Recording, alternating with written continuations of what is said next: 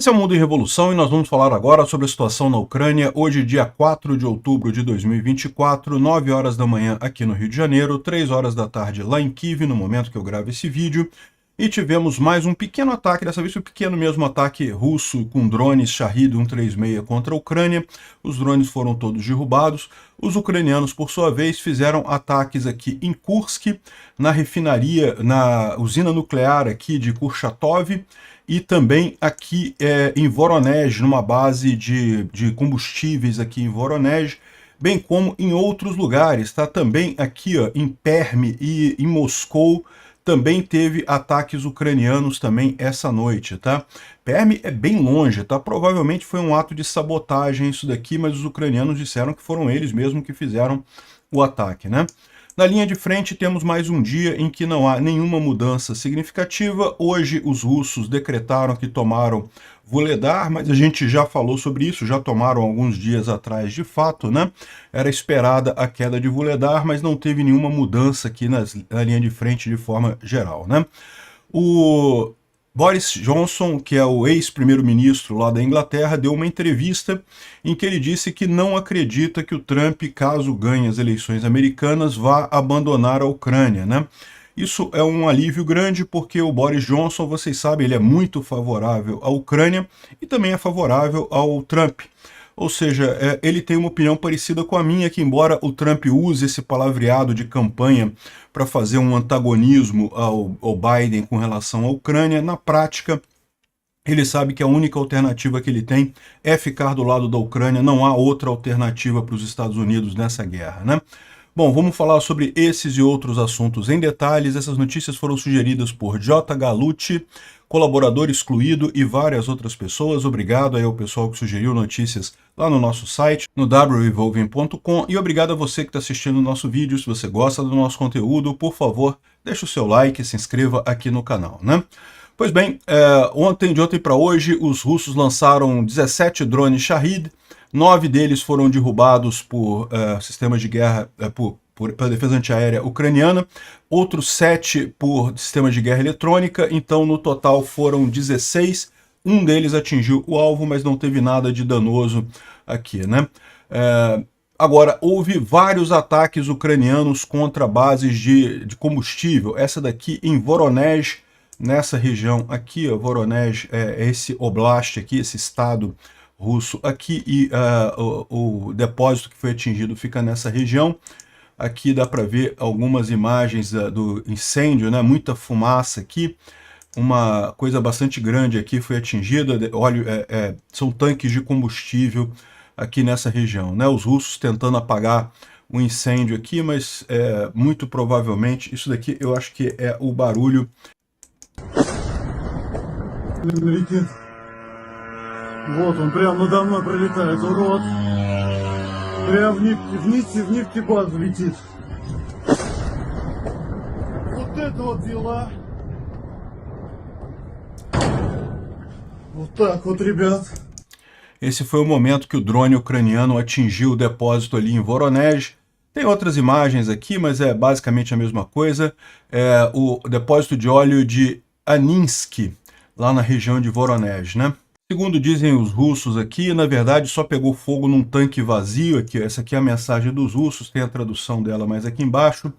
No distrito de Aninsky, na região de Voronezh, sistemas de guerra eletrônica derrubaram um drone ucraniano que caiu no território do depósito de óleo. É curioso isso, né? Os sistemas de defesa russos derrubam os drones, mas eles caem no lugar que eles iam atingir mesmo, né?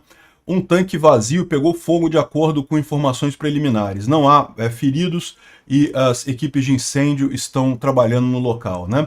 Pode ser que tenha atingido um depósito vazio, né? Um tanque vazio, mas o que diz os caras aqui não é isso não, olha só. Esse caso aqui, ó. Вот он, прямо надо мной пролетает. Aqui é a tradução em inglês do cara falando, né? Eles estão voando logo acima de mim. Tá voando direto no depósito de óleo.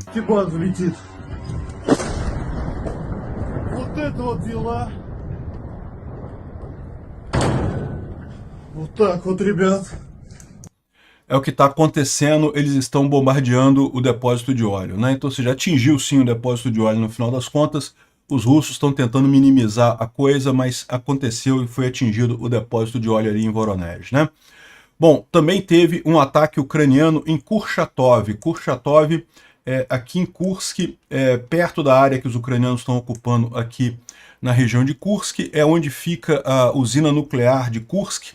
Kurchatov é essa região aqui, né?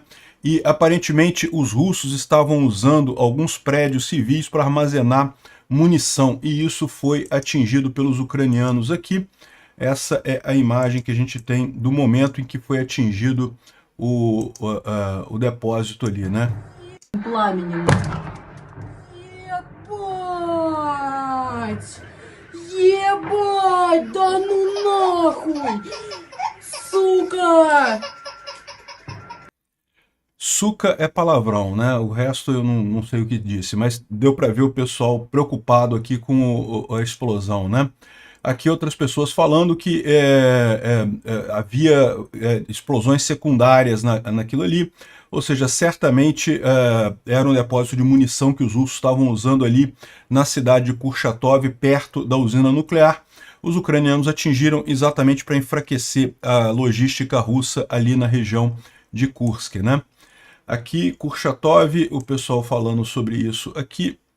Explosões continuam a sondar, existe detonação secundária, né? Então, como a gente falou, era um depósito de munição porque tinha detonação secundária. A situação próximo do local de explosão em Kurchatov, barulho de detonação secundária é ouvido, né? Então, isso que o pessoal está mencionando aqui.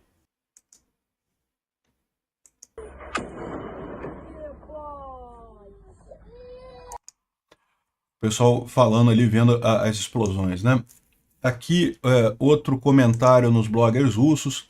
Explosões ocorreram num prédio sem relação com a planta nuclear de Kursk. Então, como a gente falou, não foi a planta nuclear de Kursk que foi atingida, foi um prédio residencial que os russos estavam usando para armazenar munições, né? Aqui na área de Kurchatov, um UAV ucraniano, né, um drone ucraniano, foi derrubado por guerra eletrônica, sempre assim. Eles derrubam, mas cai exatamente no lugar que os ucranianos pretendiam que caísse, explode a munição exatamente como os ucranianos pretendiam que acontecesse, né? Então aqui, como resultado de sua queda, explosões ocorreram em um prédio não relacionado à planta nuclear de Kursk e os serviços de emergência estão trabalhando no local ali, né? Deixa eu ver o que mais que a gente tem de mensagem aqui. De acordo com o Kurchatov, de acordo com a informação, o inimigo atingiu o que ele tinha objetivo de atingir, né? E dá para ver explosão e detonação secundária. Não tem sentido espalhar que eles estavam mirando a planta nuclear de Kursk, porque é algo sem sentido de atingir, é necessário penetrar a planta, né? A planta nuclear, vocês sabem, ela tem uma proteção exatamente para evitar uma explosão, né? Uma liberação de material nuclear. Então, você não consegue com um drone perfurar isso, não adiantaria, teria que ser um míssil, e um míssil muito poderoso, não é qualquer míssil que detonaria uma planta nuclear, né? Então, essa ideia de que os ucranianos usariam um drone para atingir a planta nuclear não tem sentido. O cara aqui, o Roman Alekhine, que é um blogger russo, está falando, galera, para de falar que os ucranianos queriam atingir a planta nuclear e atingir outra coisa, que eles queriam atingir eles atingiram o que eles queriam atingir mesmo, que era o depósito de munição que tinha ali em Kurchatov, né? E tá mais do que claro que era um depósito de munição, porque justamente teve detonação secundária ali na região. Bom, além disso, teve um ataque na região de Progress, perto da Rússia. Tá aqui a imagem, os ucranianos atingiram uma subestação elétrica aqui. Tá a geolocalização do local aqui que aconteceu isso. O incêndio é esse caso aqui, ó, a estação elétrica pegando fogo. Isso aqui é perto de Moscou, nessa região aqui, ó. Não está marcado aqui nesse mapa não, mas é nessa região aqui, um pouquinho a leste de Moscou aqui, houve esse ataque aqui, né? Provavelmente foi por sabotagem, né? Faz muito mais sentido, isso é relativamente longe para os ucranianos lançarem um drone para atingir uma subestação, não faz sentido. Sabotagem é muito mais lógico. E também na região de Perm, uma base com produtos de combustível, né? numa área de 10 mil metros quadrados, pegou fogo, né? Então pegou fogo aqui numa região industrial do vilarejo de Ozentse, na região de Permi Krai. Aí é essa outra base aqui, ó, Permi é bem longe aqui. Então aqui teria pegado fogo nessa, é uma região industrial que tem aqui, né? Uma grande região industrial e pegou fogo ali e atingiu vários tanques de combustível. O fogo já foi localizado, ninguém foi ferido. O departamento está prevenindo o fogo de espalhar para prédios próximos, né? Mais de 60 pessoas e 19 unidades de equipamento dos bombeiros estão envolvidos em extinguir esse fogo. Essas aqui são as imagens ali do incêndio lá em Permi. Então teve também esse incêndio em Permi ali, né? Mais uma vez, é pouco provável que isso tenha sido por drone, porque seria realmente muito longe isso daí da Ucrânia, mas pode ser que tenha sido por sabotagem, né? Os ucranianos têm equipes de sabotagem dentro da Rússia, conseguem fazer sabotagem com muita facilidade, porque falam russo fluentemente. Então, essa é a situação ali, né? Bom, além disso, ontem teve um ataque de drones maior contra a Ucrânia, né? A gente falou sobre isso no vídeo de ontem, e um desses drones teria atingido a região de Gomel, em Belarus, né? E agora a gente tem informação aqui que atingiu de fato alguma coisa, o drone russo que ia para a Ucrânia acabou caindo em Gomel e atingiu uma subestação de energia e deixou parte da cidade sem luz, tá? Agora, olha que coisa curiosa, né? Um drone russo atingindo Belarus, né? Não sei o que está acontecendo aí. Bom, isso daqui foi um carro que explodiu ali em Enerhodar, na região temporariamente ocupada da Ucrânia, né? Então a gente tem aqui Enerhodar, é essa região aqui, onde fica a usina nuclear de Zaporizhia, a maior usina nuclear da Europa. E é da Ucrânia tudo isso daqui, mas está temporariamente ocupada pelos russos. E o que acontece? Os ucranianos identificaram que um antigo chefe da segurança ucraniano estava colaborando com russos, né? E com isso ele foi atingido aqui e foi eliminado aqui no carro dele. Justamente ele estava sendo usado, ele era chefe da segurança física da planta nuclear de Zaporizhia e estava envolvido em organizar ações repressivas contra ucranianos no território ocupado, né? Então ele se bandiou para o lado dos russos e evidentemente teve que ser eliminado nesse caso, né? Bom, teve mais uma coisa aqui que essa aqui já foi na linha de frente. Os ucranianos conseguiram destruir uma base russa de drones, né? Isso é uma coisa muito importante. Está aqui a mensagem que acompanha esse vídeo aqui. O vídeo mostra uma casa aqui totalmente pegando fogo. Não dá para ver muito mais do que isso, só que a casa foi totalmente destruída e a tradução do vídeo está aqui, ó.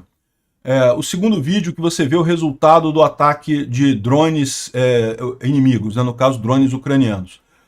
O cálculo do ponto é totalmente destruído, então eu estou publicando o vídeo, não vai causar mais dano do que o inimigo já fez. Ou seja, o cara está dizendo por que ele está publicando o vídeo. Não se publica esse tipo de vídeo porque, né, você está dando dica para o inimigo que tem alguma coisa por ali. Mas segundo ele está dizendo, foi tudo destruído, então não tem mais o que proteger naquela região. Aí daí o russo está falando aqui, né? Boa tarde, eu estou contactando como parte da requisição por ajuda. Hoje um vilarejo perto da linha de frente foi totalmente destruído. Equipamento que vale centenas de milhares de rublos. Tudo foi queimado, né? Precisamos remover os soldados de lá, eles conseguiram remover os pilotos de drones, né, para salvar a vida deles, mas o equipamento ficou para trás. E agora a gente precisa restaurar esse equipamento que foi destruído, e aí está pedindo um monte de ajuda aqui para restaurar os equipamentos destruídos ali nessa região da linha de frente, né? Então essa é a situação. Aqui a gente tem um reporte de Kursk dizendo que hoje, dia 60 da invasão ucraniana em Kursk, não teve nenhuma mudança. As linhas de frente estão paradas por aqui, né?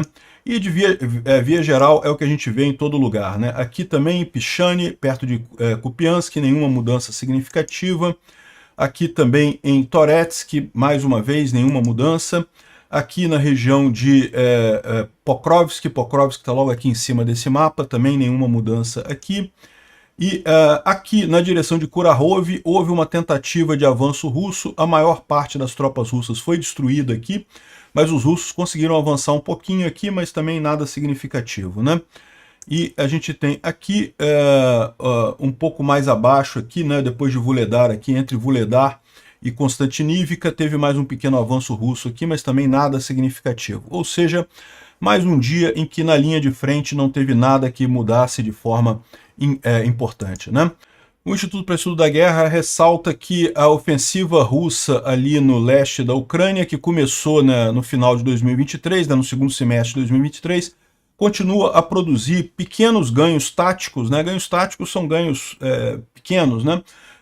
Na linha de frente, mas nenhum ganho operacionalmente significante, né? São os 3 níveis que o pessoal considera: tático, operacional e estratégico, né? Estratégico é realmente você atingir um grande objetivo da guerra. O nível tático é alguma coisa que você faz para conseguir espaço operacional para fazer o seu ganho estratégico. Os russos ficam só no tático ali, não conseguem nem chegar no operacional, não faz nenhuma mudança no final das contas na linha de frente, né?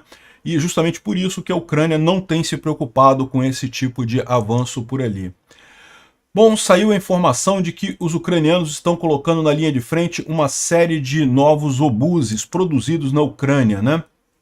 Aqui é a primeira aparição do obus de 155 milímetros Bogdana BG, feito pelos ucranianos, né? Isso é significativo por quê? Porque se trata da indústria bélica ucraniana que está funcionando, continua funcionando e está produzindo equipamentos no padrão OTAN, né? Lembra que os obuses do padrão soviético são 152 milímetros, né? Essa medida é o diâmetro do cano lá do obus, né? Do barril do obus. Então, agora parece que eles se basearam num obus que eles produziam anteriormente de 152 milímetros, padrão soviético, e passaram a produzir agora 155 milímetros, que é o padrão OTAN, né? É o que eu estou falando para vocês. A Ucrânia está migrando para o padrão OTAN nessa guerra, né? Além de lutar uma guerra contra os russos, ela está também migrando para o padrão OTAN. E isso é uma coisa muito importante porque cada vez é mais difícil conseguir munição no padrão russo, no padrão soviético, né? A Ucrânia tem fábricas de munição, mas não são muito grandes. O Ocidente tem uma capacidade muito maior de produzir munição, mas produz no padrão OTAN. Então é importante que a Ucrânia tenha armas no padrão OTAN também, né? Então, parece que é isso daí. Eles colocaram aqui como notório isso daí, a importância de que o complexo militar industrial da Ucrânia não apenas continua funcionando muito bem, mas também inovando, né? Mudando para o padrão OTAN, né? E o David D fala aqui que a gente está aguardando agora o novo obus 2S-22, que vai aparecer, que a gente estava aguardando esse obus aparecer, e agora ele apareceu, esse Bodana, ou seja, mostrando que cada vez mais a Ucrânia vai ter mais poder de fogo com armas ocidentais, com munição ocidental, né? Então, excelente novidade isso daí. E, bom, teve uma entrevista do Boris Johnson no Telegraph, né? O Boris Johnson, vocês sabem, é aquele malucão que foi primeiro-ministro da Inglaterra e coisa e tal, no início da guerra, apoiou incondicionalmente a Ucrânia. Aliás, a Inglaterra foi o primeiro país que abertamente apoiou a Ucrânia desde o início da guerra, né? E ele, inclusive, foi a Kiev, né? Foi o primeiro chefe de Estado a ir a Kiev depois da tentativa russa de invadir a Ucrânia. E, enfim, ele fez uma entrevista agora dizendo que o Putin não começaria essa guerra, não invadiria a Ucrânia se o Trump fosse presidente, né? Ou seja, ele está dizendo que o Trump realmente teria força para impedir essa guerra. O Trump fala isso também. A verdade é que a gente nunca saberia o que aconteceria ou deixaria de acontecer nessa situação, né? Esse exercício do, mas se fosse ele, se fosse o outro, é difícil dizer realmente o que fez diferença nisso daí, né? De qualquer forma, o que eu acho importante nessa entrevista que foi dada dele é que ele disse que acha que na visão dele é impossível o Trump abandonar a Ucrânia. O Trump sabe que tem um compromisso com a Ucrânia, que os Estados Unidos têm um compromisso com a Ucrânia e que ele vai se empenhar para acabar com essa guerra em termos favoráveis para a Ucrânia. É o que disse o Boris Johnson. É a impressão que eu tenho também. O resto é tudo palavras de campanha, né? Retórica de campanha que o Trump faz, né? Bom, tem uma entrevista muito interessante aqui dos soldados colombianos, né? Tem muitos brasileiros lá na Ucrânia, mas tem muitos colombianos lá também, porque a Colômbia, vocês sabem, é um país que até bem pouco tempo atrás estava em guerra civil muito forte, então tem uma área, um desenvolvimento militar muito grande, e muitos colombianos foram lá para a Ucrânia lutar, né? E o pessoal fez aqui entrevista com esses batalhões colombianos lá e coisa e tal, e muito bacana isso. E o Alex Silva, que é o brasileiro que está lá, foi uma peça fundamental nessa história, justamente porque ele já mora na Ucrânia há muito tempo, já tem muitos contatos lá na Ucrânia, e fala português, que é muito próximo de espanhol, então ele conseguiu organizar ele está na origem de todos esses batalhões estrangeiros lá na Ucrânia, né? Ele facilitou a criação dessa coisa toda. É lógico, hoje em dia tem um monte de gente já comandando os batalhões internacionais lá na Ucrânia, mas ele está na origem dessa história toda aí. Está aqui a entrevista com os soldados colombianos ali na Ucrânia, né? Muito interessante a reportagem. E, bom, uma outra situação curiosa é o documentário que saiu sobre o videogame Stalker 2. O Stalker é produzido pela GSC Game World, que é uma empresa ucraniana de desenvolvimento de games, né? É um game muito conhecido, o pessoal gosta muito. Esse Stalker 2, o jogo acontece em Chernobyl, né? Então realmente toda uma temática ucraniana no jogo, muito bacana. E o curioso é que ele foi desenvolvido durante a guerra, né? Ou seja, o pessoal estava trabalhando nesse jogo enquanto a Rússia tentava invadir a Ucrânia ali pelo norte. Para quem não lembra, no início da guerra, Chernobyl chegou a ser tomada pelos russos, né? Uma confusão danada ali. Os russos chegaram bem perto de Kiev, ali no norte, depois foram expulsos pelos ucranianos, né? Enfim, essa é a situação. O jogo saiu e o interessante é esse documentário justamente sobre como o jogo foi feito. Recomendo ao pessoal que veja, quem tiver interesse nisso daí. Obrigado por assistir o vídeo até o final. Se gostou do conteúdo, não esqueça de deixar o seu like, isso ajuda o canal a crescer e a chegar para mais gente. Se não gostou, deixe o dislike e explique nos comentários como podemos melhorar. Comente também sugestões de temas que podemos trazer por aqui. Comentários insultuosos ou defendendo ditaduras e criminosos de guerra serão sumariamente bloqueados. Agradeço a compreensão. Se ainda não é inscrito no canal, considere se inscrever clicando no botão inscrever-se abaixo e marcando a campainha para todos os avisos. Se quiser ajudar o canal, veja no nosso site como você pode fazer isso.